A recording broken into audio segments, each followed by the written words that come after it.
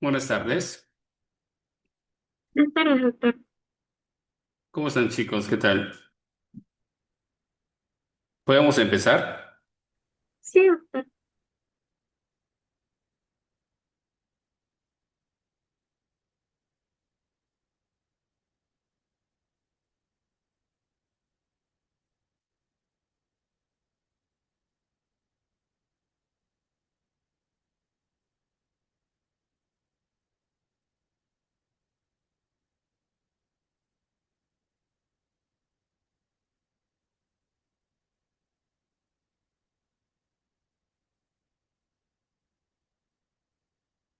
¿Se puede ver las diapositivas?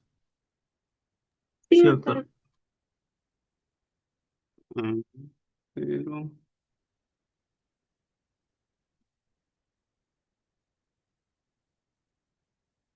no sé por qué no aparece completo. No sé si a ustedes F5 creo que sí.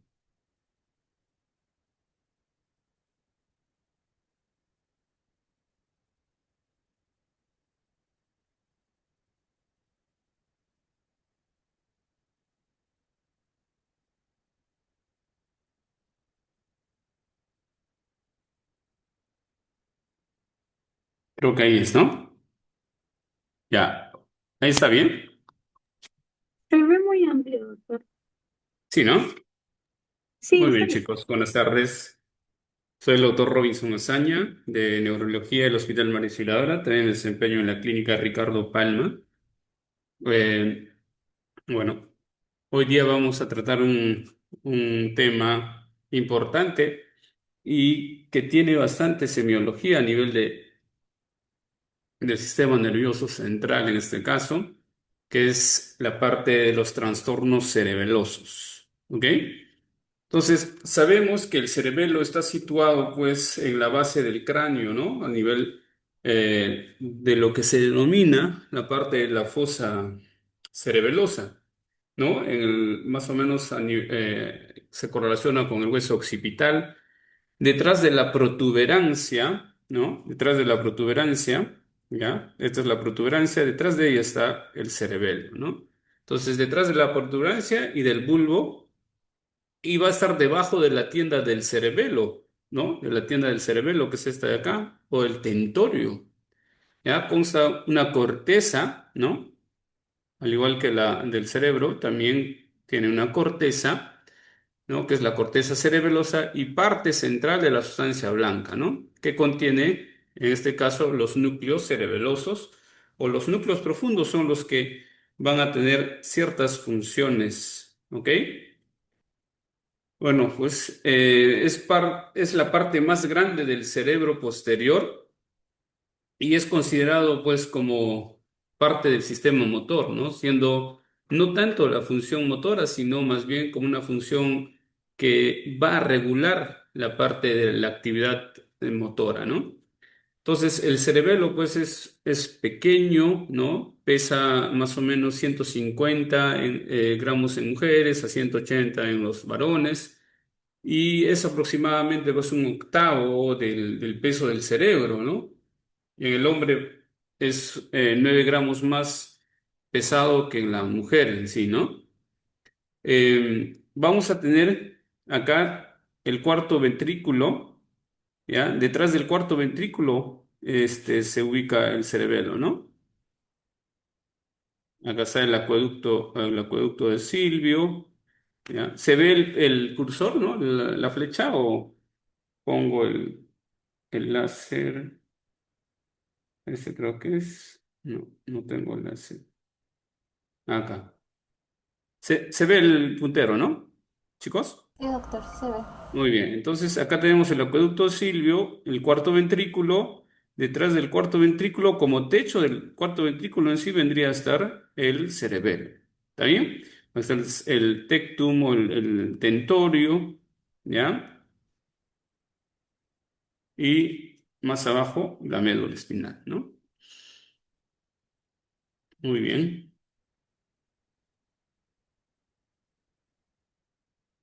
Acá tenemos un corte sagital, ¿no? De la parte posterior del cerebro, la fosa posterior. Esta sección es un corte sagital de la cabeza donde se aprecia pues el cerebelo, acá como número 5, ¿no? Y las estructuras a nivel del diencéfalo, ¿no? Acá está la médula espinal, el bulbo raquídeo, ¿ya? El bulbo raquídeo, acá está el puente o protuberancia, mesencéfalo, ¿no? Esta flechita que ven acá está el acueducto de Silvio, ¿ya? La tienda del cerebelo es esta parte, ¿no? El cuerpo calloso, por acá, es el cuerpo calloso, ¿sí? Y la tienda del cerebelo estaría acá, ¿ya?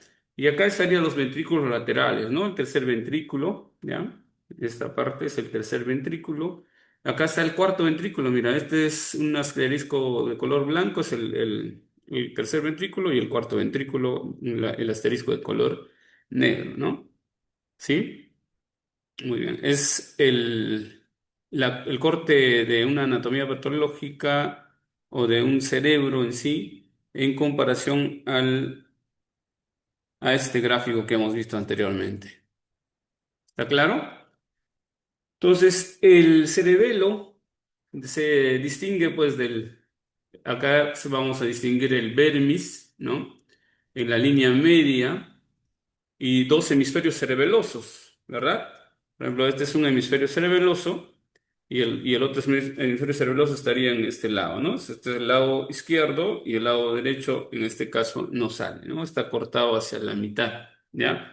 Además, está dividido en lóbulos. El lóbulo anterior, que es este de acá, el lóbulo posterior y el lóbulo flóculo nodular, ¿no? Entonces, acá hay una cisura, la cisura primaria, que es la que divide al lóbulo anterior del lóbulo posterior y a nivel más posterior e inferior va a estar el lóbulo flóculo nodular, ¿no? Que es el cerebelo más antiguo, el arquicerebelo, ¿ya? La parte del arquicerebelo, ¿sí? Entonces, este gráfico, o perdón, esta estructura ah, esta anatomía podemos verlo en un gráfico de esta manera, ¿no? Si queremos como que explicarlo mejor, ¿no?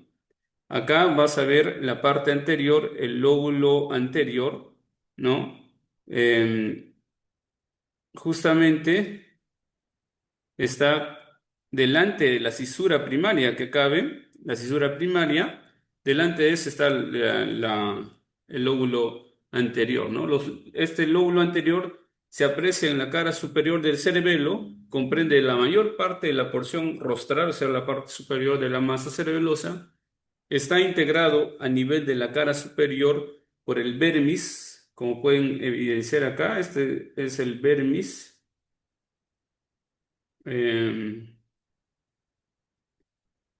Y ese vermis, lo que vamos a tener es que, bueno, el cerebelo está compuesto del vermis, que ven acá como un gusanito al centro, ¿no? Y, digamos así, los hemisferios cerebrosos son como dos alas, ¿no? Entonces sería como una mariposa, disculpen,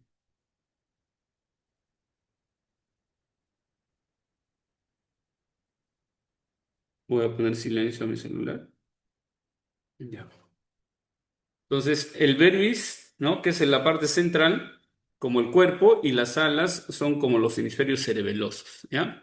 Entonces, comprende la parte del lóbulo anterior, mayor parte de la parte o de la porción rostral y la masa cerebelosa. Está integrado a nivel de la cara superior del vermis, ¿no? Y por la língula del el lóbulo central, ¿no? El culmen, ¿ya? Y los hemisferios cerebelosos con los lóbulos anteriores, ¿no? Estos son los lóbulos anteriores, los lóbulos anteriores, y la amígdala también está acá, ¿no? En cambio, en el lóbulo posterior, que es este de acá, detrás de la cisura primaria y antes de la cisura flóculo-nodular, ¿no? Ahí está la parte de la cisura horizontal, ¿no? pero esta de acá va a estar el lóbulo posterior. Entonces, el lóbulo posterior quizás sea el lóbulo más grande, ¿no? O la de mayor masa, ¿ya? Es el más grande, está situado entre los surcos primarios y el úvulo nodular, en este caso y o posterolateral, ¿no? Está constituido a nivel del plano medio por el declive, ¿no? El folium, la lámina y el tuber, ¿ok? Y el último, que es el lóbulo flóculo nodular, corresponde a la parte inferior de la cara anterior del cerebelo, es rostral al surco perdón, al surco posterolateral y consta, pues, en este caso, de nódulo, ¿no? En el plano medio y el flóculo a los costados, ¿no? A los lados, en este caso, que está el flóculo y el nódulo al centro. ¿Está bien? Entonces, vamos a tener en esta sección los... el cerebelo, cómo es el que se encuentra, cómo se une, cómo se relaciona con el tronco encefálico y cómo se relaciona con la parte superior, con el tálamo, ¿no? Con todas las fibras córtico-pontinas, ¿no? Entonces, acá tenemos que el cerebelo se encuentra unido hacia el tronco encefálico a través de ¿qué? De los pedúnculos. ¿Ven acá los pedúnculos cerebelosos? ¿No? Hay tres pedúnculos cerebelosos. Esos pedúnculos cerebelosos van a ser la unión del puente con el cerebelo, ¿no? Entonces, acá vas a tener que el pedúnculo cerebeloso del lado, perdón, el pedúnculo cerebeloso superior va a relacionarse con el mesencéfalo, ¿no? En este caso, mesencéfalo, cerebelo. ¿Ya? Hay una relación entre el pedúnculo cerebroso superior y el mesencéfalo, y esto es el que une entre ambos. Está formado predominantemente, ¿no? Predominantemente por fibras cerebelosas eferentes, ¿no? Que salen, como ustedes ven, ahí hay fibras que salen. ¿Ya? Esas son más eferentes, que nacen desde las neuronas del núcleo profundo y llegan al diencéfalo, ¿no? Al tronco del mesencéfalo, perdón, al tronco del encéfalo, ¿no? El pedúnculo cerebeloso superior, o perdón, medio en este caso, que es este de acá, ¿no? Que se comunica con la protuberancia, une la protuberancia con el cerebelo y se considera como un límite entre ambas estructuras. ¿Ya? Da origen o es al nivel del origen del quinto nervio craneal, ¿no? Del quinto nervio craneal y es el pedúnculo más voluminoso probablemente a través del cual va a recibir aferencias, o sea, aferencias para el cerebelo, ¿ah? Aferencias para el cerebelo, desde el núcleo de la protuberancia, ¿no? Desde el núcleo del quinto nervio hacia el cerebelo, ¿ya? Y el más inferior en este caso el pedúnculo cerebeloso inferior viene a ser esa de acá, lo cual va a unir al bulbo con el cerebelo, ¿no? Y también son aferentes hacia el cerebelo, ¿ya? Entonces está formado por cuerpos, por ejemplo, en este caso, por cuerpos estiformes y también por fibras espinocerebelosas, fibras musgosas y restriformes, ¿no? Entonces, esto es lo que vamos a tener en la anatomía y la fisiología del cerebelo, ¿no? Entonces, vamos a tener aferencias mediante el pedúnculo cerebeloso medio, aferencias mediante el pedúnculo cerebeloso inferior y más eferencias o ferentes en el pedúnculo cerebroso superior, ¿no? Acuérdense, ¿ok?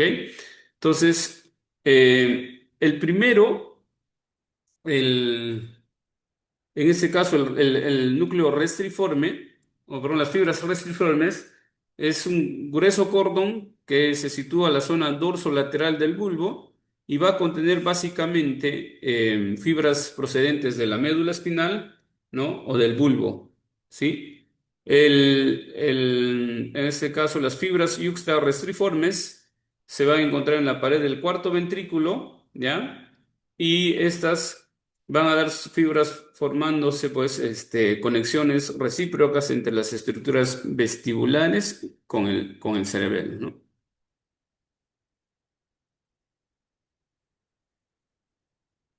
Se colgó, ahí está. Muy bien. Entonces, seguimos con la anatomía. En este caso, los lóbulos cerebelosos, que se van a distinguir dos, como habíamos comentado, como una mariposa, ¿no? Y van a estar unidos por el vermis, ¿sí?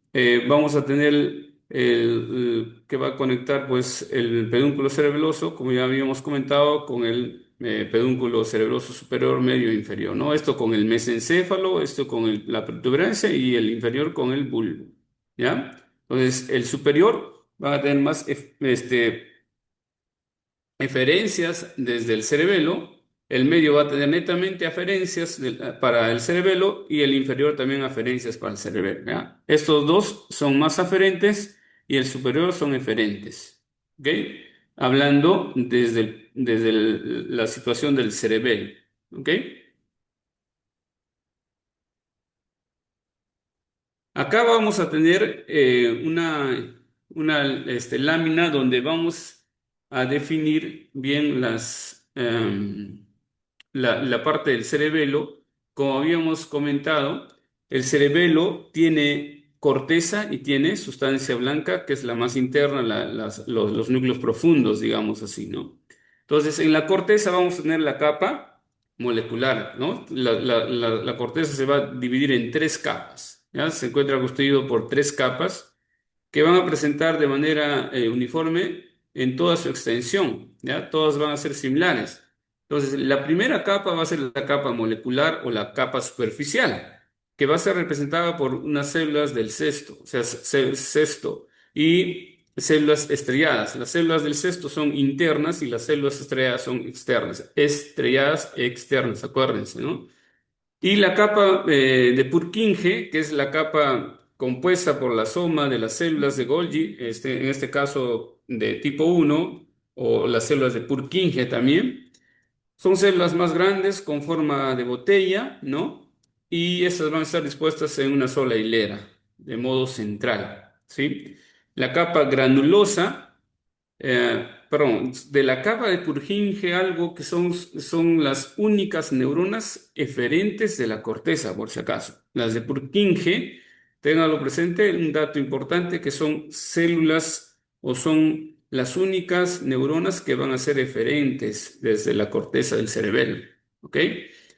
Luego viene la capa granulosa, la tercera capa es la más profunda, está formado por células granulosas, ¿no? Las células de Golgi tipo 2, la más profunda es tipo 2 y las de tipo uno que están en la capa de Purkinje, que es la capa media, ¿no? Prácticamente. ¿Ok? Muy bien. Y posterior a esto vamos a tener la sustancia blanca, ¿no? La sustancia blanca que va a estar compuesta por núcleos intracerebelosos, ¿no? O núcleos profundos, como es el núcleo el núcleo dentado en este caso, ¿no? El núcleo fastigio, el núcleo interpósito, ¿no? El núcleo emboliforme. Entonces, quizás lo más importante acá es el núcleo del fastigio, que es el cerebelo, a nivel del cerebelo medial. Está situado en parte dorsal del techo del cuarto ventrículo, ¿no? Y está relacionado fundamentalmente con la zona del vermis, ¿no? El fastigio está más asociado con la zona vermiana, ¿no?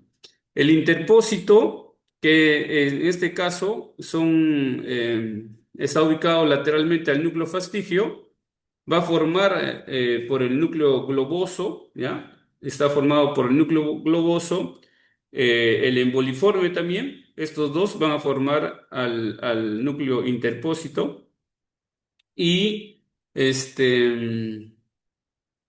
está relacionado mayormente con la función, fundamentalmente con la función también de la zona paramediana, ¿no?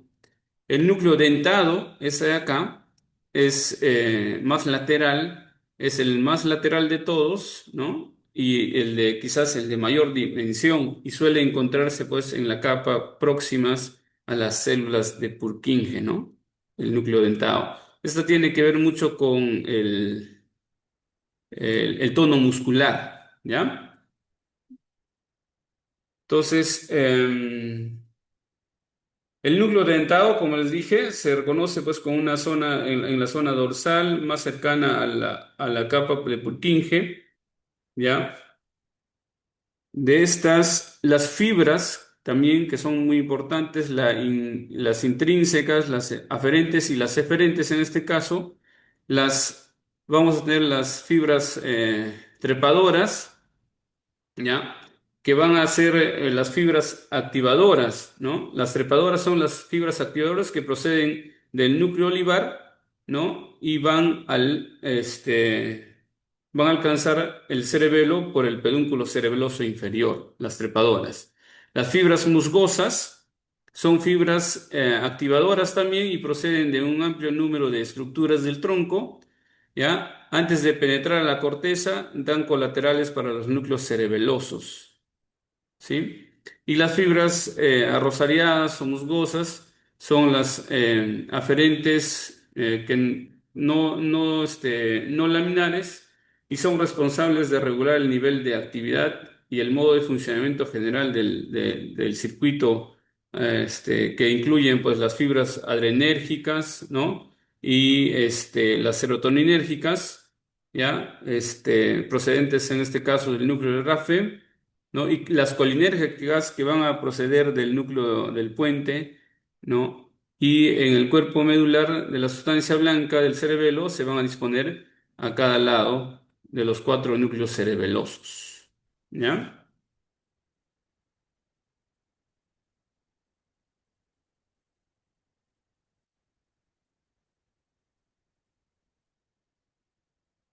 Muy bien, aquí tenemos un esquema de lo que hemos conversado. ¿Sí? Las fibras o la sustancia blanca, están las fibras intrínsecas, las aferentes y las eferentes, ¿no? Y estas son las que las intrínsecas son las que no abandonan el cerebelo, ¿no? Es más para conectar a las aferentes y las eferentes. En cambio, las aferentes son mayormente la sustancia blanca y entran por los pedúnculos cerebelosos inferior y medio, como ya habíamos comentado, y las eferentes son más del pedúnculo cerebeloso superior, ¿no? Que van a comenzar como los axones de las células de Purkinje, ¿sí?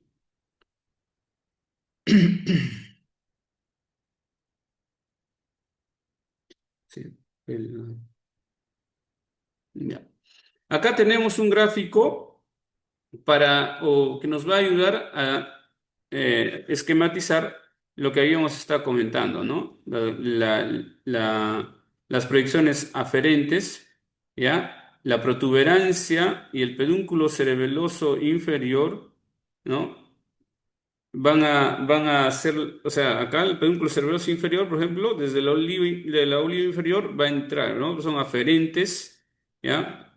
También desde la médula van a ser aferentes, perdón, y del núcleo vestibular, ¿no? Esos tres van a ser las fibras que van a llegar como aferencias a la corteza del cerebelo, ¿ya? Desde la protuberancia sabemos que el pedúnculo cerebeloso medio, en este caso, también va a llevar aferencias a la parte de la corteza del cerebelo y en la parte del pedúnculo cerebeloso superior ya son los eferentes, ¿no? Los que van a ir desde la corteza del cerebelo hacia la corteza frontal, hacia el tálamo, etcétera, ¿no? Ya.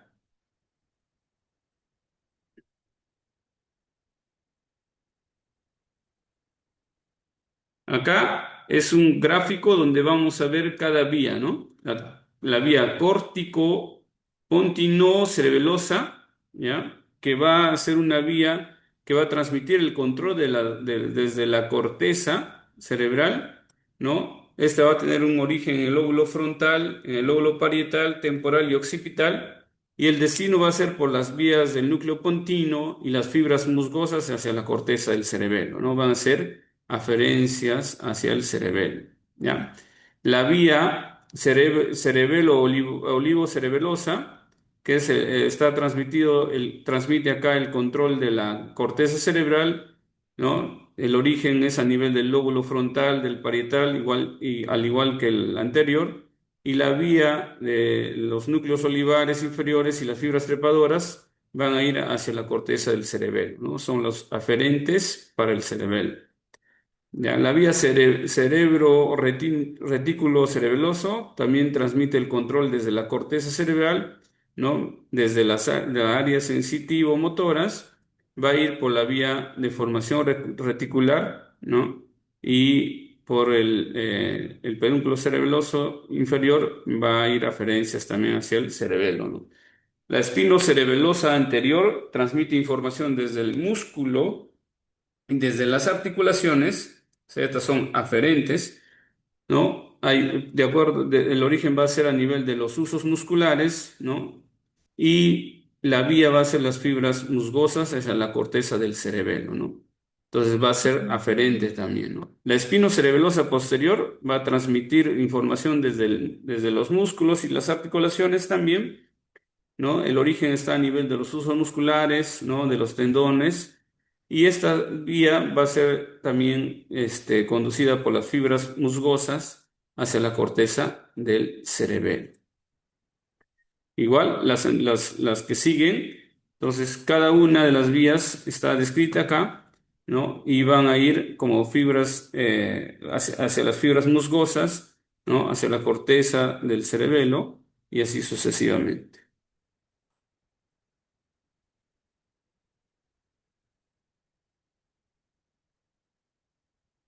Muy bien. Entonces acá tenemos las vías, la vía globoso envioliforme, rúbrica, que va a influir en la actividad motora del mismo lado, ¿no? Y esta va a ir hacia el núcleo, hacia el núcleo rojo, ¿no? Contralateral, luego a través del tracto rubroespinoso va a cruzar hacia las neuronas motoras del mismo lado en la médula espinal, ¿no? La dentotalámica, que influye en la actividad motora del mismo lado, y el origen va a ser a nivel del núcleo dentado. Esto es un núcleo profundo del cerebelo que habíamos comentado ya en la sustancia blanca.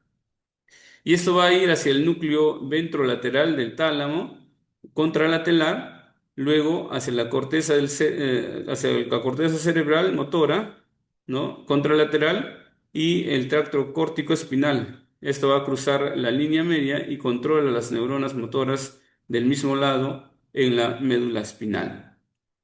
El núcleo fastigo vestibular va a influir en el tono de los músculos, ¿no? Sobre todo los músculos extensores del mismo lado la ipsilateral, digamos así, y esto va a tener su origen en el núcleo fastigio, principalmente hacia los núcleos vestibulares, ¿no? Laterales del mismo lado y contralaterales a nivel del tracto vestíbulo espinal hacia las neuronas motoras.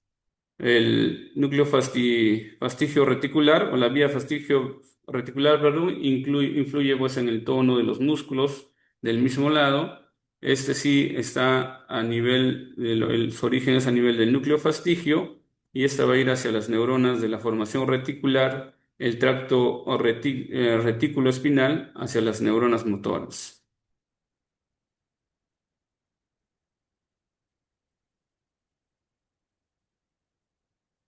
Muy bien, de todo esto podemos sacar, ¿no? La función del cerebelo, ¿no? La función del cerebelo tiene que ver mucho con el control motor, la regulación del tono muscular, ¿no? La modulación del acto motor, mantener la postura, ¿verdad? El equilibrio, ¿no? Coordinación, el ajuste y corrección en este caso, de los músculos, ¿no?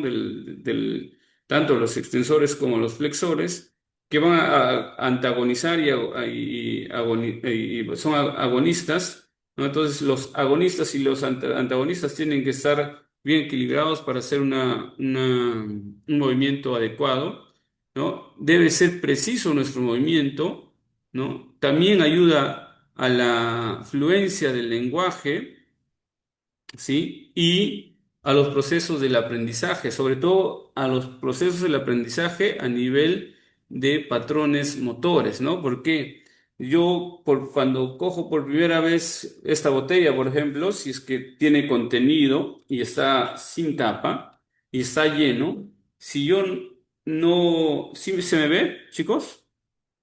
Si yo no tengo una, digamos, una precisión, ¿no? Que mis músculos agonistas y antagonistas o flexores y extensores estén normales, conservados, yo puedo hacer un movimiento muy brusco y empujar, ¿no? La botella y hacer de que se caiga el agua. Chicos, ¿se me escucha o de repente está desconectado porque no les...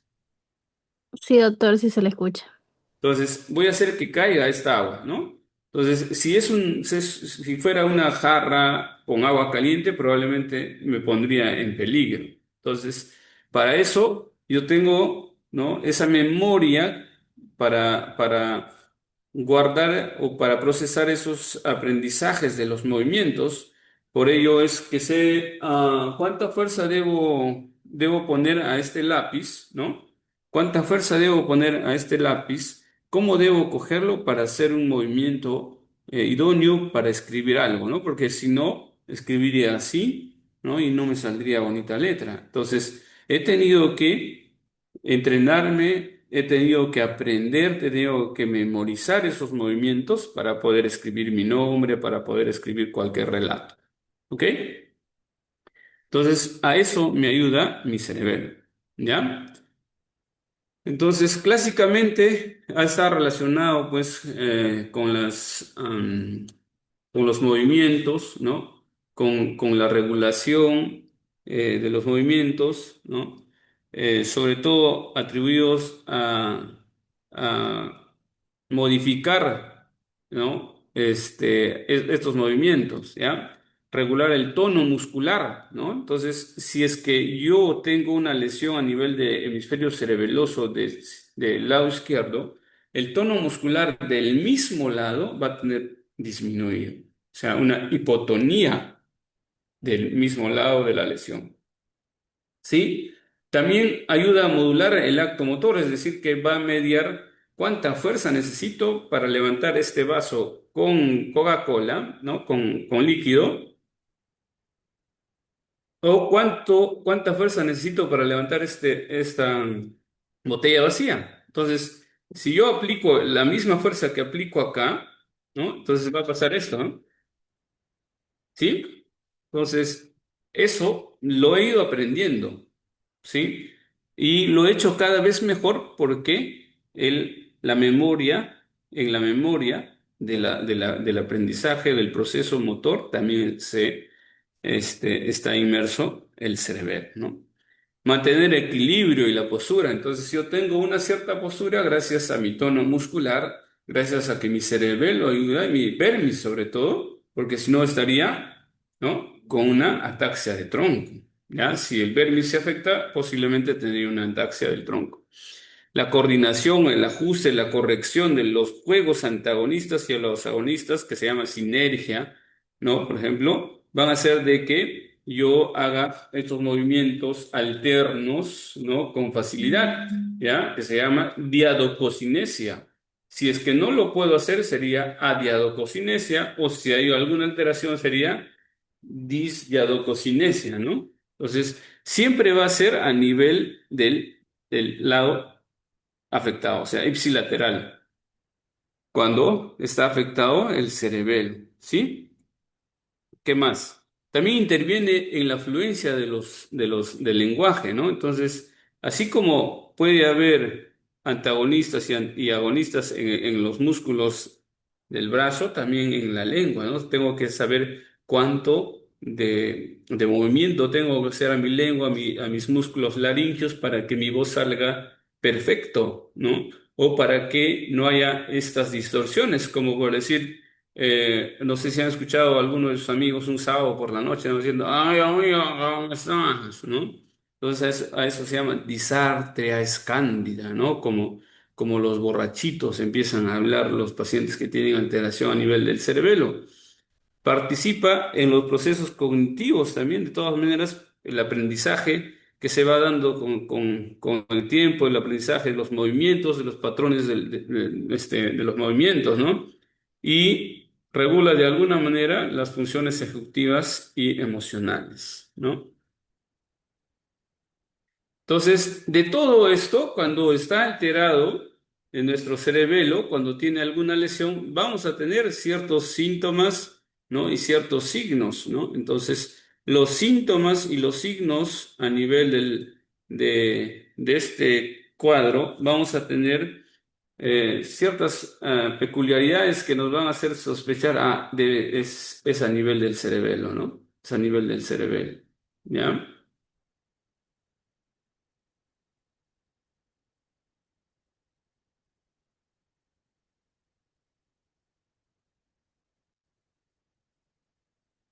Entonces, cada hemisferio cerebeloso va a estar conectado por vías nerviosas principalmente con el mismo lado del cuerpo, ¿no? ¿Ya? De modo que la lesión de un hemisferio cerebeloso va a dar, ¿no? Pie a que haya signos y síntomas que van a afectar netamente el mismo lado del cuerpo, ¿sí? Entonces, es como que este lado del ala, cuando viste el cerebelo que parece una mariposa, ¿no? El lado derecho, si se afecta, vas a tener dismetría de este lado. Entonces va a haber índice nariz, ¿no? Índice nariz alterado, ¿no? De este lado derecho. No sé si se me puede ver. Entonces, el paciente va a tratar de corregir este lado y este lado del izquierdo lo va a hacer muy bien, ¿no? Entonces, ahí tú tienes que poner índice nariz alterado en este lado, ¿ya? O dismetría derecha, podrías ponerlo, ¿ya? ¿Qué va a hacer también? Que los reflejos, ¿no? El reflejo de, por ejemplo, bicipital, en este caso, va a ser como un reflejo pendular o va a haber hiporreflexia, ¿ya?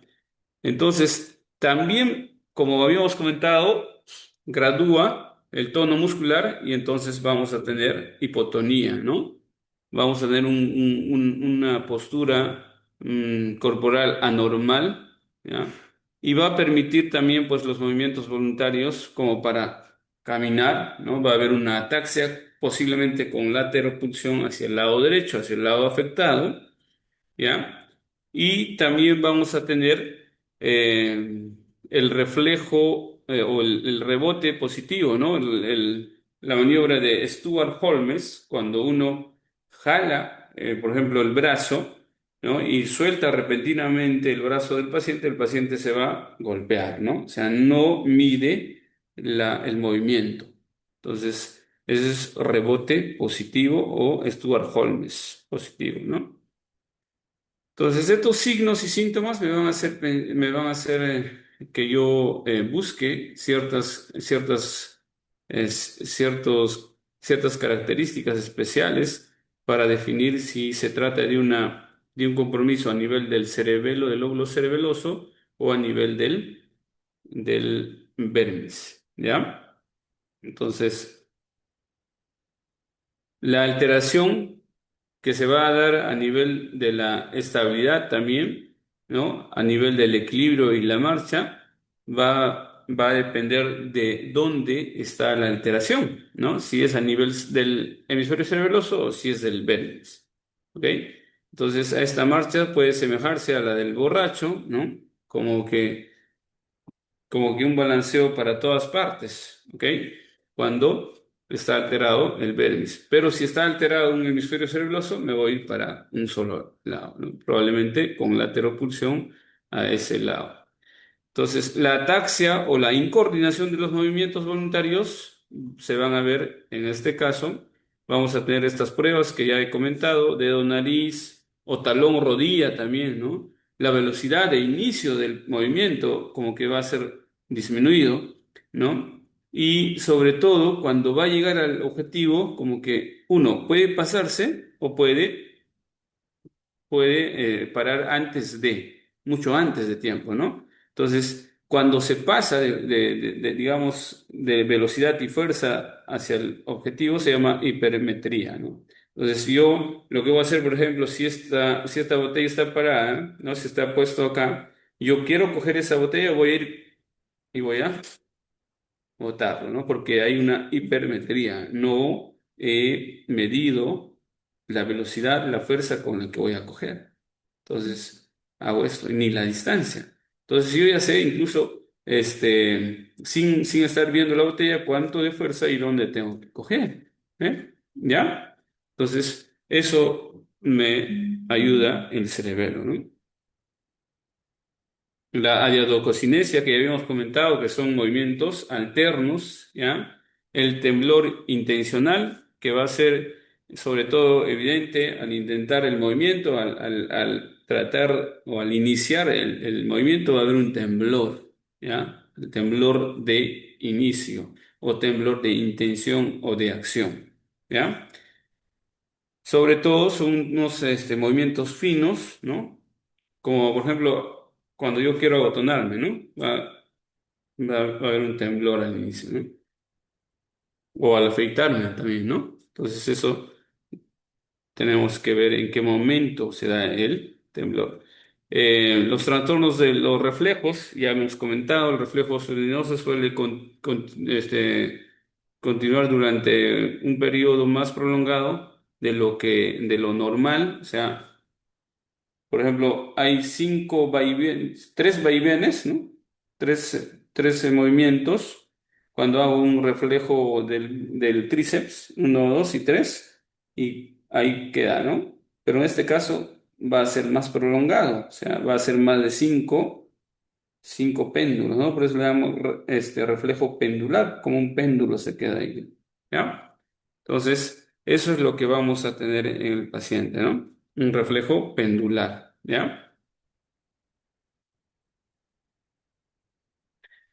Y vamos a tener el temblor. Entonces, el temblor, en este caso, si es de reposo, mayormente se relaciona a un parkinsonismo, pero si es cinético, o sea, cuando hacemos el movimiento, ¿no? Empieza el temblor, puede tratarse de un temblor cerebeloso, ¿no? Puede ser un temblor esencial, ¿no? Puede ser por compromiso del vermis o un compromiso del un hemisferio cerebeloso. Si es el hemisferio cerebeloso, posiblemente en el que está alterado, ¿no? Si es el vermis, probablemente es todo el cuerpo, ¿no? Todo el tronco incluso, ¿ya? Entonces, también va a estar inmiscuido en los trastornos del movimiento ocular, ¿no? El nistagmus, ¿ya? El nistagmus, el movimiento que hace los ojos, ¿no? Entonces, los músculos oculares también están inmersos en digamos, en esta función del cerebelo y van a hacer también ataxia, al igual que hacemos ataxia o dismetría con la mano, con los dedos, igual vamos a hacer una ataxia a nivel de los ojos por los músculos oculares, ¿no? Entonces vamos a tener un nistagmus, ¿no? Pendular o en sacudidas también, ¿no? O multidireccional, ¿sí? La disartria que ya hemos comentado el temblor que puede haber a nivel de los músculos de la laringe, ¿ya? Van a ser con silabeos, van a ser explosivos, ¿no? Van a ser con arrastre, ¿ya? Como un borrachito, ¿ok? Muy bien. Y también puede dar, ¿no? Podríamos tener algunas cefaleas en este caso, sobre todo por alguna compresión a nivel de la meninge, por un tumor. Podría haber náuseas y vómitos por el estímulo del centro del vómito. Puede haber trastornos de la visión y va a haber también visión doble por compresión del sexto nervio craneal, ¿no? Entonces, va a depender cuál es el origen de la afectación, ¿no?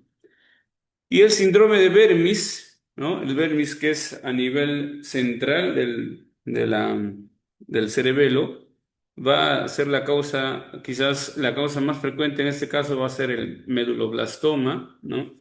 En este Vermis vamos a tener este compromiso o ataxia a nivel del tronco, ¿ya? A nivel del tronco. Esto vamos a tenerlo, pues, el vermis, pues, es el único que influye sobre las estructuras de la línea media, ¿no? La incoordinación muscular afecta más, en este caso, a la cabeza, ¿no? Y al tronco, y no tanto a las extremidades, ¿sí? Se produce, pues, cuando uno se para, va a ser como que el paciente va como que caerse, ¿no? Va a estar divagando, ¿no? Haciendo una anteropulsión y retropulsión mayormente, ¿no? Entonces, eso es lo que va a caracterizar a un compromiso del vermis. También puede haber dificultad para mantener recto el tronco, ¿no? O sea, por ejemplo, para sentarme incluso, ¿no? No voy a poder sentarme, entonces tengo que cogerme de algo para sentarme incluso, ¿ya? Entonces eso lo vas a ver en un compromiso a nivel vermiano. Los signos, en este caso, vamos a tener, van a desaparecer cuando el paciente se echa, ¿no? O sea, el paciente lo pones de cúbito y ya no va a tener problemas. Pero cuando lo sientas, va a tener, ¿no? La ataxia de tronco. O cuando se pone de pie, va a tener una tendencia a irse hacia adelante o hacia atrás, ¿no? Entonces, ahí vamos a evidenciar estos signos, ¿no? Por una lesión a nivel del Venus. ¿Ya? Puede también haber manifestaciones a nivel de los nistagmos, van a ser bilateral, ¿no? Multidireccional, va a haber ataxia, va a haber trastornos del equilibrio, sobre todo en bipedestación, y trastornos de la marcha de todas maneras, ¿no? Entonces, acá esto es un video, ¿ya? Creo que tengo que sacar mi... mm, ya. Ahí no sé si puedan ver este nistagmus del ojo, miren. Sobre todo cuando el ojo va a mirar hacia el lado izquierdo. Acá no tanto, mira. Sí, chicos, pueden ver, pero cuando le hago ver hacia el otro lado, vamos a tener mayor nistagmus, ¿no? Mira, ahí no tanto, ¿verdad?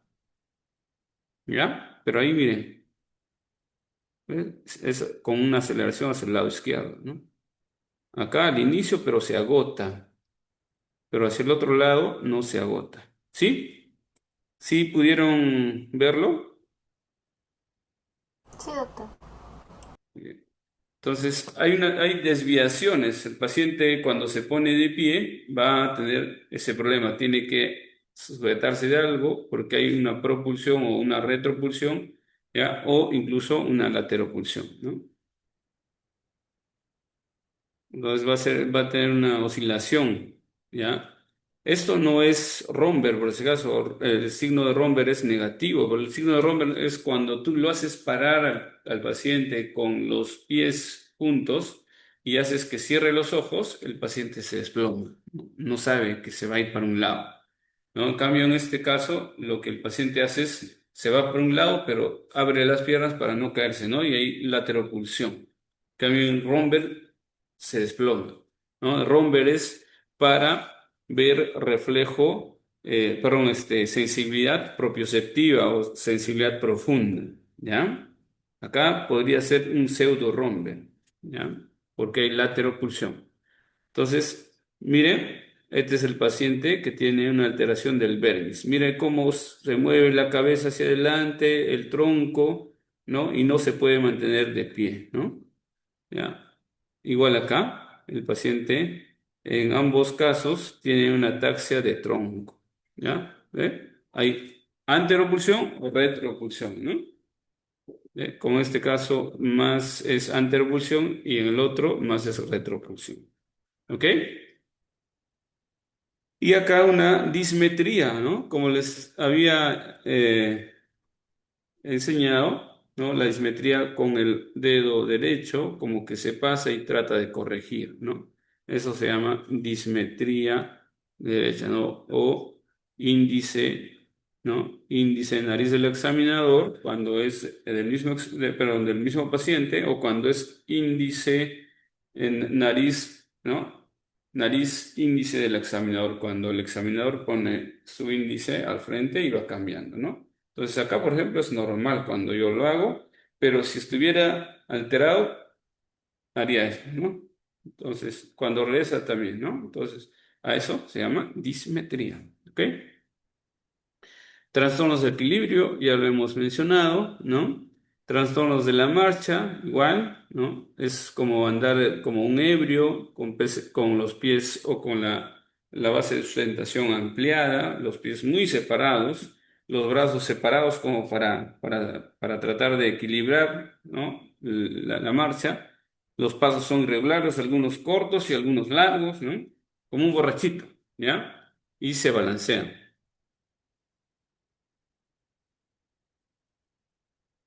Muy bien. Entonces, acá hemos visto ya el vermis y vamos a ver el hemisferio cerebeloso, ¿no? Como les comenté, es netamente de un lado, ¿ya? Puede haber disartria, dismetría en un solo lado, o puede haber también disdiadococinesia, ¿no?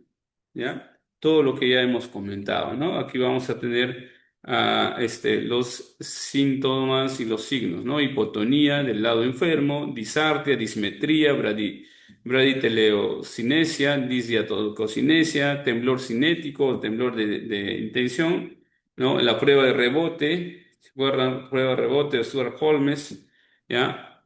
Pequeña asinergia también. ¿Ya? La hipotonía del lado enfermo en realidad es difícil distinguirla, pero tienes que explorarlo, ¿no? Entonces, posiblemente cuando haces ese balanceo de las manos, vas a tener que este lado, por ejemplo, se mueve demasiado a comparación de este, ¿no? Entonces, ahí hay una hipotonía. Tienes que hacerlo comparativamente. Los reflejos tienes que comparar, ¿no? ¿Cuál es más pendular que el otro? ¿Ok? ¿Cuál es el que queda ahí balanceando más tiempo, ¿no? Y ¿qué más? Los trastornos del habla, también tienes que ver cómo es el lenguaje, ¿no? A veces no es tan nítido, entonces posiblemente podemos sensibilizar con algunas palabras como ferrocarril, tren, qué sé yo, ¿no? Entonces el paciente sí entiende nuestro lenguaje, responde bien, pero al momento de expresarlo va a haber una alteración en la articulación de las palabras, ¿no? ¿Sí? A nivel de la coordinación motora, en este caso de los músculos fonadores, ¿no? Los músculos de la laringe, ¿no? Va a ser por momentos lenta, ¿no? O por momentos se va a acelerar, ¿no? O sea, va a tener esas fluctuaciones, ¿ya? Se llama una disartria escándida, ¿no? Y va a tener mucha irregularidad, ¿sí? Hay momentos que hablan lentamente y momentos empiezan a hablar muy rápido o hacen mucho énfasis, ¿no? Entonces, em,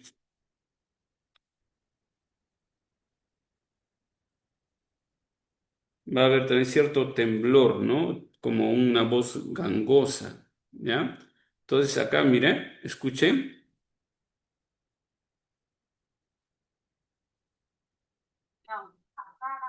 Pues no hay enfermedades cognitivas, ni mentales, ni anomalías genéticas, ¿no?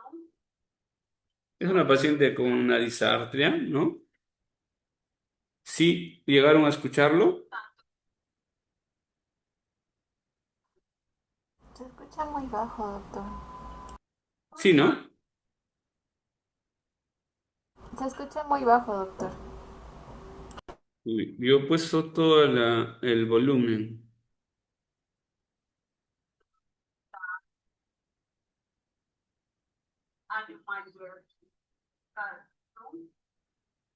soy la carrara, como dices.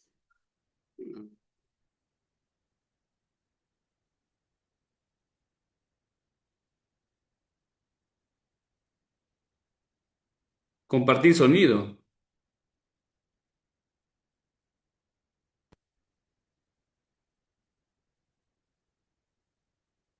A ver ahora. Tanto de mamá y papá, y nadie es raro. La única rara, pues no hay enfermedades ¿Mejor? cognitivas, ni Sí, doctor, mentales, mucho mejor. ni anomalías Entonces genéticas, ahí ¿no? ves que hay una disarte, ¿no? Soy la Porque es una única rara, disarte como casi uniforme, dices. ¿no? No es tanto como el borracho. Es una enfermedad, una ataxia hereditaria, ¿ya? Pero la disartria que vas a escuchar probablemente de un borracho es mucho más exagerado, ¿no? La dismetría, que ya hemos visto, ¿no? El talón, índice nariz, perdón, índice nariz es esta, índice, ¿no? En este caso sería índice del examinador, nariz del paciente, Por medio miren, de la cual se le da la ya, medida esa es la correcta a la dismetría, altura, ¿no? la distancia y la fuerza de los movimientos al realizar alguna actividad de precisión. Se puede hallar si los ¿Ve? movimientos son Entonces hay temblorosos un o si titubeo debería ser al preferible final, una ¿no? inclinación. Y es Queda el bilateral, talón miren, rodilla. en ella sí es El paciente bilateral, tomará ¿ya? una posición Ese es el tocando la base del talón, talón de una de sus piernas sobre la piel frontal, rodilla, comenzando desde ¿no? la Talón rodilla. rodilla, miren, Se con el realiza lado derecho lo directamente en hace la muy nariz. bien, Si el ¿no? talón oscila o el Con el lado movimiento es impreciso, izquierdo, indica vamos la a presencia ver, del síndrome cerebroso. ¿ven? Lo hace más lento, miren, y ahí ese titubeo, no es como el lado derecho. Acá igual, miren, ¿a dónde va? No lo desliza en este caso, Prueba eh, de Stewart-Hall. Es la a habitual la forma de espinilla descartar o del saber si hay tibial, presencia de ¿no? hipotonía. Y El esto de paciente acá levanta el es brazo el y el examinador reflejo, alargará el brazo del paciente y esta la posición maniobra de permanece. rebote o Luego el examinador el, suelta el brazo. la Durante ese maniobra de proceso Stuart se sigue el Holmes, movimiento y el ¿ya? cuadrado del cuerpo Entonces con el brazo en la yo cara, cosa que no estiro el sucederá con el brazo y lo paciente que suelto prosigue. bruscamente, ¿no? Evaluación de la Entonces el marcha. paciente La marcha normalmente puede sabe excederse en de qué distintas momento maneras. La forma más sencilla consiste en parar, ¿no? solicitar al Si es paciente que que camine no, se lentamente puede en línea golpear. recta y que vuelva al Esto sitio es anterior. marcha en Mientras tándem lo hace, se debe para ver evaluar el la estabilidad equilibrio, del ¿no? movimiento, Paciente posibles desviaciones de la normal conformidad, así como la caminaría movimiento como el asociado paciente que estamos como el balanceado viendo, de los pero brazos. si hubiera alteración, mira, Previamente, se se solicita va la hacia el teropulsión lado que está horizontal, es afectado. decir, poniendo un pie delante del otro Lateropulsión sin derecha, en inclinar este la cabeza. caso, en la marcha de El tándem. paciente con trastorno Entonces, probablemente cerebroso el o síndrome cerebelo o el múltiple hemisferio o cerebeloso disociado derecho se ha lo alterado. primero para ampliar la ¿Ve? base de su Y acá circulación y también, lo ¿no? segundo para utilizar los brazos como balancín. En este El talón lado, en no este caso es oscilará más hacia el hasta lado la rodilla. izquierdo. En Se caso de tiene que lesión ir del hacia el lado hemisferio izquierdo. cerebroso, presentará una lateropulsión hacia el lado afectado. ¿Ve? ¿Ya? Son dos casos, uno al lado derecho y el otro al lado izquierdo. ¿Sí? Entonces, la bratiteleocinesia, que no puede realizar movimientos complejos que sean, que tengan muchos movimientos sencillos en este caso, ¿no? Va a realizar cada paso, ¿no? Del movimiento, va a hacerlo cada paso, paso por paso, no lo puede hacer, en este caso, varios movimientos complejos, ¿no? Va a ir descomponiendo los movimientos. La diadococinesia o disdiadococinesia o ariadococinesia es para hacer movimientos alternos, ¿no? La parte afectada va a tener problema, ¿no? Es lado derecho, lado izquierdo, el que esté alterado para hacer esos movimientos coordinados alternos va a estar afectado, ¿no? Temblor cinético o temblor de intención, que también ya hemos comentado, ¿no? La prueba de Stuart-Holmes, ¿no? Y en este caso, lo que ya vendría es la etiología, ¿no? La etiología que tiene que ver con trastornos cerebelosos que se pueden clasificar según el proceso patológico subyacente, ¿no? Como por ejemplo, que puedan ser adquiridos, que pueden ser causados por intoxicación, como puede ser por el alcohol, puede ser accidentes cerebrovasculares, en este caso un infarto, una hemorragia a nivel del cerebelo, ¿no? Infecciones que pueden ser una rombocerebelitis, una cerebelitis, los tumores, ¿no? Y la etiología genética, ¿no?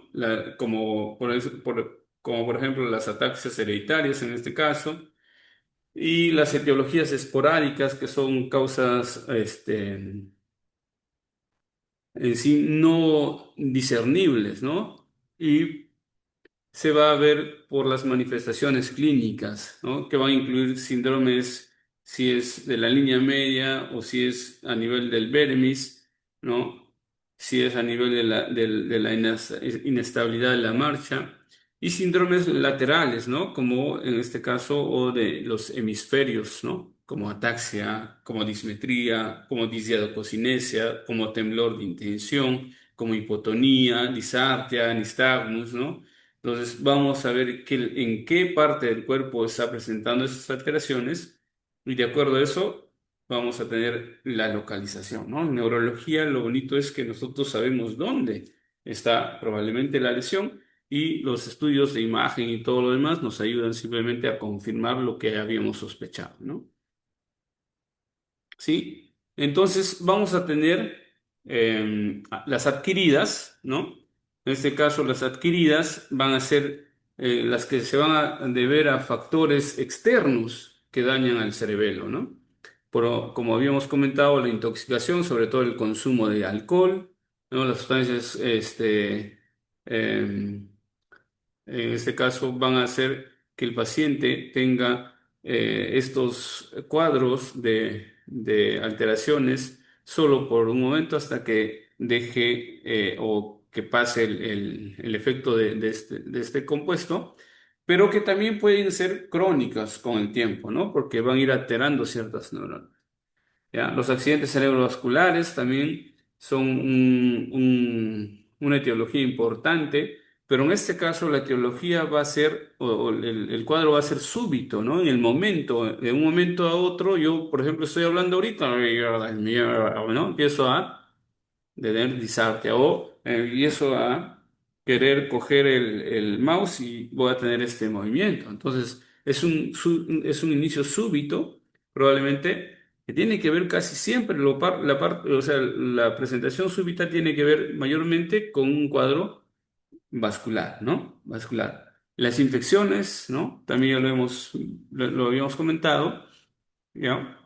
Y en la parte genética hay alteraciones hereditarias, como habíamos visto. Puede ser que haya cambios a nivel de los genes, ¿no? Afectación, en este caso, por ataxia espinocerebelosa, por ejemplo, ¿no? Por causa de mutaciones, ¿no? Ataxia de Friedrich, enfermedades mitocondriales, ataxias episódicas, etcétera, ¿no? Entonces, las causas más frecuentes de este trastorno pues se ven en los pacientes que van a tener trastornos por la degeneración cerebelosa alcohólica, ¿no? Los consumidores crónicos de alcohol suelen desarrollar con el paso de los años una entidad actualmente denominada como degeneración cerebelosa alcohólica, ¿no? La cual fue originalmente descrita como una forma restringida de degeneración cortical del cerebelo que se produce pues en pacientes consumidores de alcohol, ¿no? Se han visto hallazgos patológicos, ¿no? Que estaban confinados como una degeneración de las células de Purkinje, sobre todo localizadas en el vermis, la parte anterior del vermis y la parte superior. Y en algunos casos se extendían a la corteza del hemisferio cerebeloso, ¿no? Las manifestaciones clínicas van a ser más como signos y síntomas de disfunción cerebelosa, de aparición subaguda, de aparición crónica, ¿no? Ya, si es que ya es un consumidor, ¿no?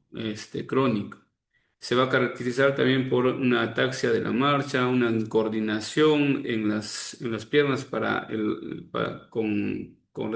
con alteración en este caso relativa de los miembros superiores, ¿no? Y ausencia de incluso con alteraciones para el habla, ¿no? ¿Sí? Em, las malformaciones congénitas, ¿ya? Por ejemplo, la malformación de Dandy Walker, ¿no? La malformación de Dandy Walker que está asociado a una dilatación quística del cuarto ventrículo y esto va a haber diversos grados de alteración, ¿no? Puede haber alteración del vermis, como en este caso, o puede haber alteración del hemisferio cerebeloso, ¿no? Y va a haber una hidrocefalia, ¿ya? Y fue, pues, en este caso, descrita por Sutton y confirmada, pues, por Dandy y Blackfan, ¿no? Se define como un síndrome, ¿no? Como un síndrome, ¿no? Cuando tenemos ciertos criterios para diagnosticar y esto pues la etiología parece basarse principalmente en un desarrollo anormal de las vías de la comunicación a nivel, en el líquido cefalorraquídeo sobre todo, ¿no? Ya. El tratamiento mayormente es quirúrgico, ¿no? O depende qué grado de alteración tenemos, ¿sí? El otro es las ataxias hereditarias, ¿no? Las ataxias hereditarias, vamos a tener ataxias hereditarias congénitas que no evolucionan o no evolutivas, ¿no? Que son autosómica recesiva, ¿no? ¿Dónde estamos? Acá, ¿no? Ataxias hereditarias congénitas no evolutivas, que son autosómicas recesivas y ataxias ligadas al cromosoma X, ¿no? Dentro de las ataxias recesivas tenemos toda esta lista, el síndrome de Huber, el síndrome de Norman, el síndrome de Gillespie, síndrome de Collier-Harrison, el síndrome de Polito-Tai, ataxia congénita tipo Cayman, el síndrome de aplasia cerebelosa germiana, ¿no? Y de estas, quizás una de las más saltantes es el de Huber, ¿no? Que es una de las malformaciones cerebrosas más caracterizadas, ¿no? De transición autosómica recesiva, y aunque se desconoce su base molecular, se ha identificado un locus, ¿no? A nivel del locus en el cromosoma 9, ¿ya? Y se caracteriza mayormente porque hay una agenesia del vermis, ¿no? Hay una agenesia del vermis cerebeloso, entonces va a primar mucho la hipotonía, el retraso psicomotor, ¿no? Que eso es lo que mayormente se describe en Huber, ¿no? El síndrome de Neumann o de Norman, junto a la ataxia va a tener, aparte de las ataxias, va a tener manifestaciones de microcefalia, por ejemplo, retraso mental, ya, convulsiones. Nurman hace convulsiones, Nurman tiene espasticidad y también hace movimientos atetósicos, ¿no? Puede haber o no, en este caso, ceguera, ¿ya? Está afectado el gen 11, ¿no? Se localiza en el cromosoma 11, el cual pues se ha descrito asociado con el síndrome de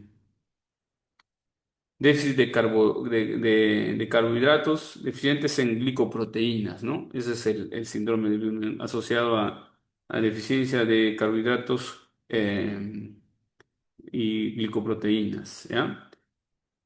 ¿Qué más? El síndrome de Pollito-Tai, ¿no? El síndrome de Pollito-Tai va a incluir dentro de este síndrome vamos a tener ataxia congénita y retraso mental también, microcefalia, enanismo. Enanismo va a haber en Pollito-Tai, enanismo.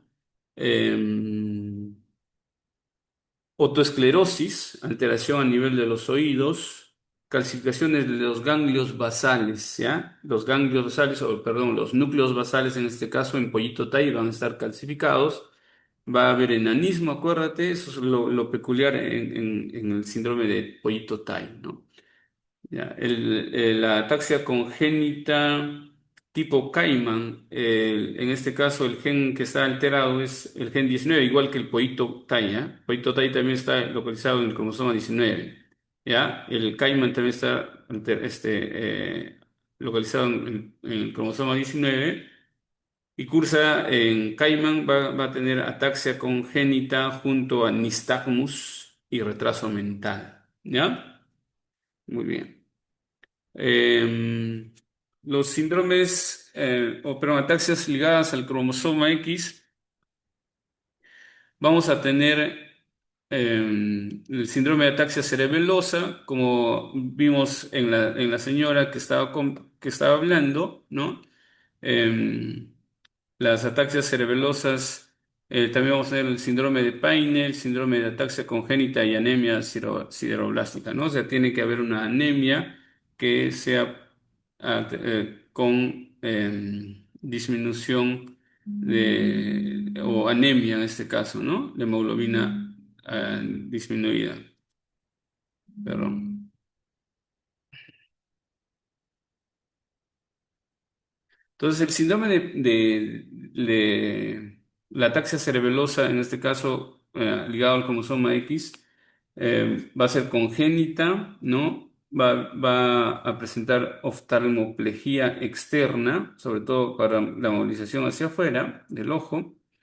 Va a estar ubicado en el gen a nivel del cromosoma X, ¿no? Pues son ligados al cromosoma X y se va a manifestar por una ataxia congénita, retraso motor, va a haber disartria, ¿no? Oftalmoplejía externa, como ya hemos comentado, y no va a haber un retraso mental. Va a haber más un retraso motor, pero no un retraso mental.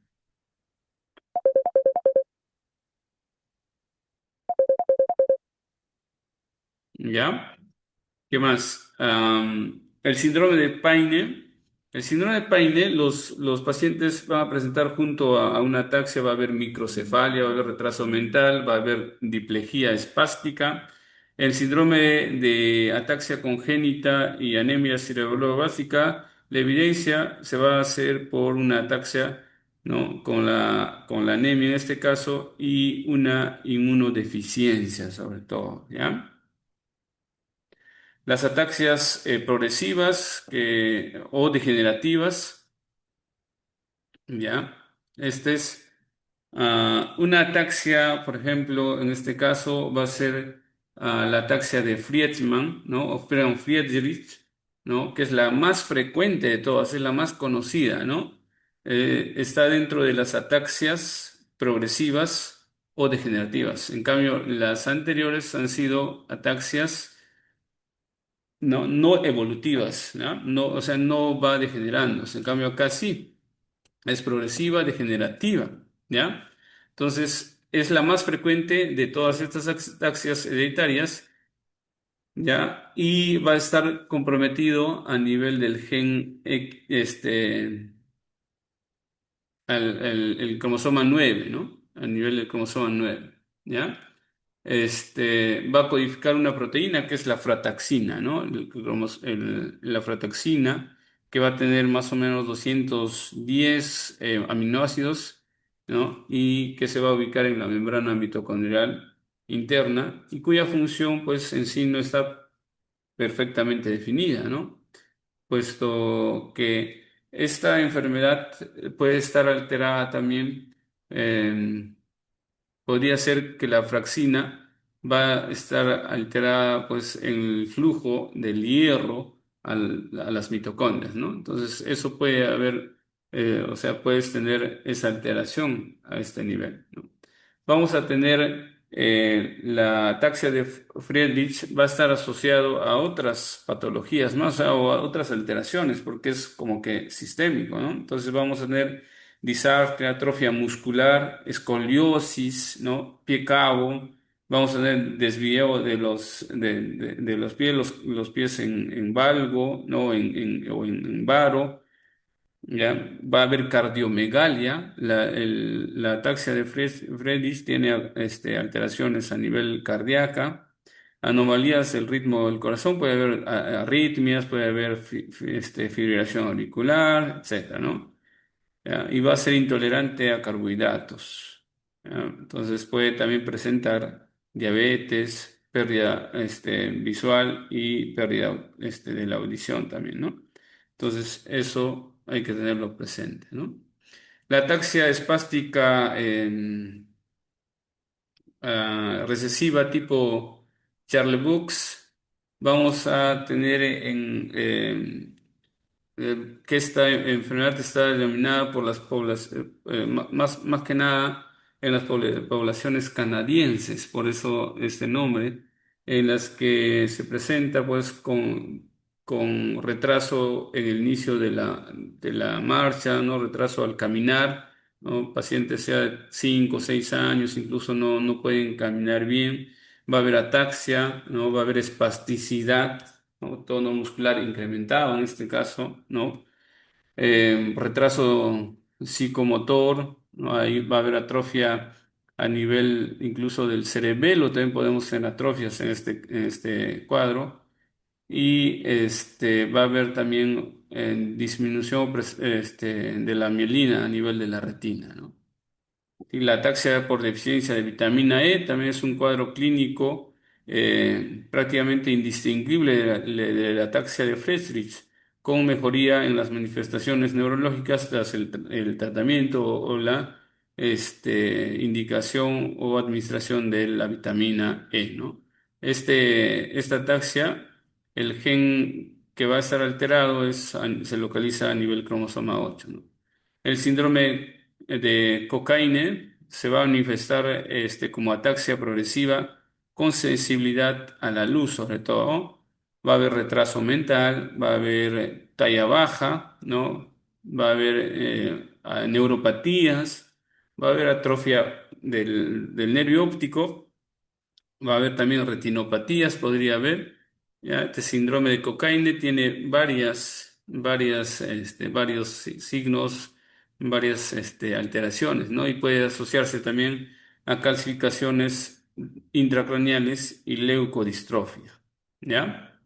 El síndrome de Mariske-Sjögren, que junto a la ataxia progresiva, cursa con catarata, va a haber hipocrecimiento, o sea, talla baja, va a haber retraso mental, en este caso va a ser leve el retraso mental probablemente, va a haber atrofia también del vermis y va a haber miopatías, o sea, compromiso de la parte de los músculos. Síndrome de Bert es una ataxia progresiva que también va a acompañarse con atrofia óptica, ¿no?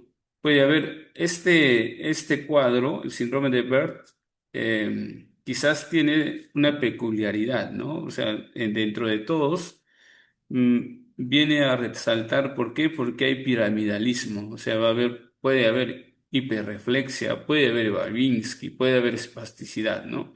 Entonces, tener presente el síndrome de Bert, ¿no? Que cursa con piramidalismo, tiene o puede tener pie cabo, ¿no? Puede haber retraso mental en este caso, con afectación incluso de la sensibilidad profunda, ¿no? Y la ataxia telangiectásica, como el síndrome de Lewis-Barrett, se trata de una afectación determinada genéticamente, ¿no? Cuyo gen está localizado en el cromosoma 11, que se va a presentar, pues, por ejemplo, se va a presentar con afectación de mm, afectación multisistémica, ¿no? Que cursa con alteraciones neurológicas entre las que vamos a tener la ataxia, sobre todo de inicio precoz, es la más destacada de ellas y se asocia a manifestaciones extrapiramidales, ¿ya? Entonces, cuando hay manifestaciones extrapiramidales, quiere decir que puede haber coreatetosis, ¿no? Atetosis, movimientos coreicos. coréicos como el baile del zambito que normalmente conocemos. También va a tener movimientos oculares anormales, ¿ya? Y en este paciente, la tercera parte va a cruzar, pues, o sea, el 30% más o menos cursa con retraso mental también, ¿ya? Entonces, vamos a tener también las autosómicas dominantes, ¿no? En este caso, netamente las ataxias espinocerebelosas, ¿no? Que es otro gran grupo de ataxias, ¿no? Entonces, las ataxias espinocerebelosas, ¿ya? Vamos a dividirlo en varios grupos, ¿no? Y mayormente se ha clasificado en cuatro tipos, ¿no? El tipo uno que va a incluir las formas de ataxia con atrofia óptica, ¿ya? El grupo uno por ejemplo, va a tener oftalmoplejía, va a tener demencia y signos extrapiramidales, ¿no? Entonces, esa es la ataxia espinocerebelosa. Anteriormente, acá, como pueden ver, ¿no?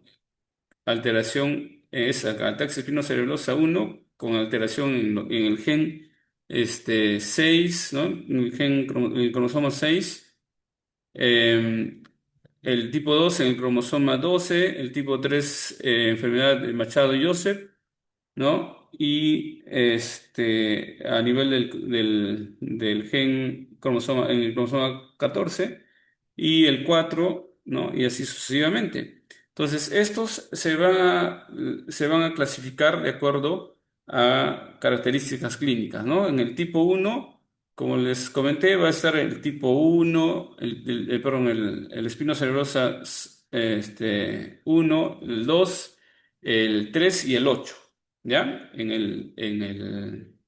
el tipo uno acá, ¿ya? Estas son las características, pero el tipo son estos, ¿no? El tipo uno incluye formas de ataxia con atrofia óptica, oftalmoplejía, demencia y signos extrapiramidales, ¿no? Entonces, estas van a estar inmiscuidas ahí. El tipo 2 va a pertenecer a las variantes con degeneración retiniana, con oftalmoplejía, con o sin signos piramidales, ¿no? En cambio, en el anterior era con signos extrapiramidales. Acá va a estar la ataxia espinocerebrosa 7. El tipo 3 se va a corresponder con la ataxia autosómica dominante, ¿no? Y los ataxias espinocerebelosas 6. Y el tipo 4 incluye la ataxia cerebelosa dominante con temblor esencial y ataxia autosómica dominante periódica. Estas ataxias se originan por una expansión repetitiva de un triplete, ¿no? Citosina, adenina y guanina, salvo para la ataxia espinocerebrosa 4 y la ataxia espinocerebrosa 5, cuyas mutaciones no han sido identificadas al momento, ¿ya? Y para la ataxia espinocerebrosa 8, en la que el triplete que se expande es la citosina, tiamina, guanina y no la citosina, adenina, guanina, ¿ya? Eso sería lo peculiar.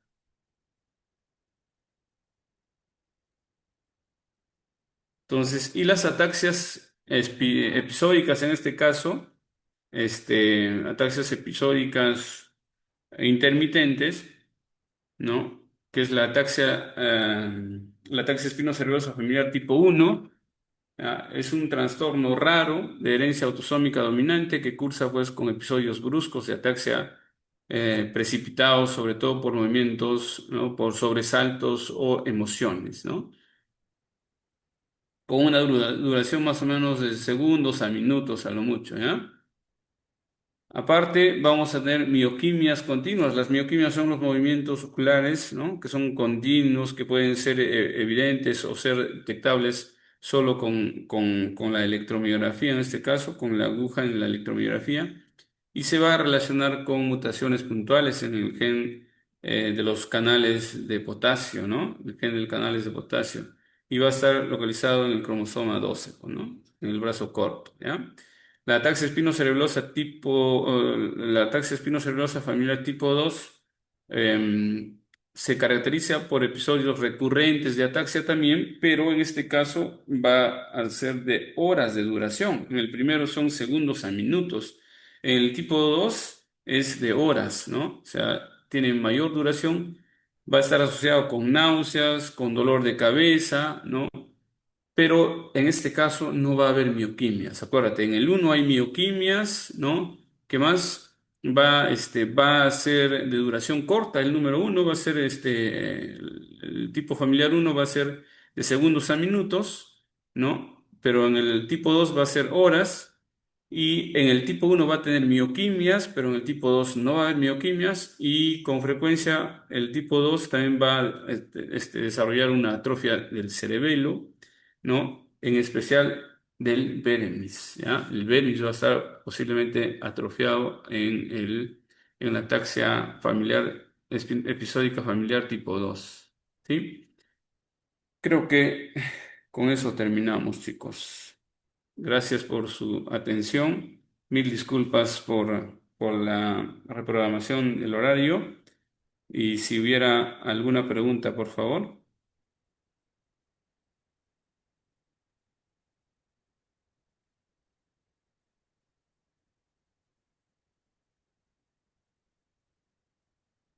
¿No hay preguntas?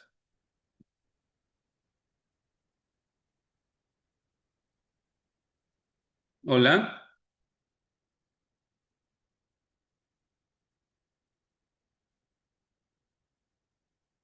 Hola. ¿Están ahí? Sí, doctor, todo claro.